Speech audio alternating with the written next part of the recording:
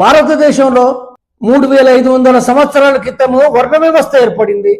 ఆ వర్ణ వ్యవస్థలో క్షత్రియులు బ్రాహ్మణులు అగ్రవర్ణంగా ఉండి పాలకవర్గంగా ఉండి శూద్రులు విష్ణు పాలిత వర్గంగా శ్రామిక వర్గాలుగా ఉన్న చరిత్ర ప్రజలకు తెలిసిన విషయమే.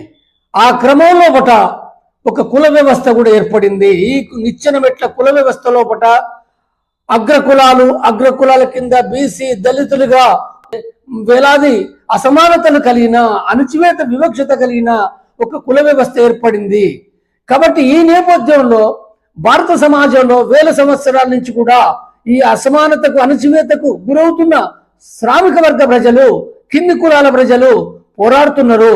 ఈ పోరాట ఫలితంగానే ఈ పోరాటం అనేది ఉందో మనకు చార్వాకులు ఒకప్పుడు పోరాడిన చరిత్ర ఉంది. అక్కడి నుంచి తిరిగి మనకు పూలే నాయకత్వంలో కానీ ఇంకా అనేక మంది ఉన్నారు. పూలే కానీ ఆ తర్వాత పెరియార్ కానీ ఆ తర్వాత అంబేద్కర్ కానీ అంటే వీళ్ళ నాయకత్వంలో పోరాడిన చరిత్ర కూడా ఉంది. లక్షలాది మంది ప్రజలు ఈ అసమానతలకు అణచివేతకు వ్యతిరేకంగా వేల సంవత్సరాల నుంచి పోరాడుతున్నారు.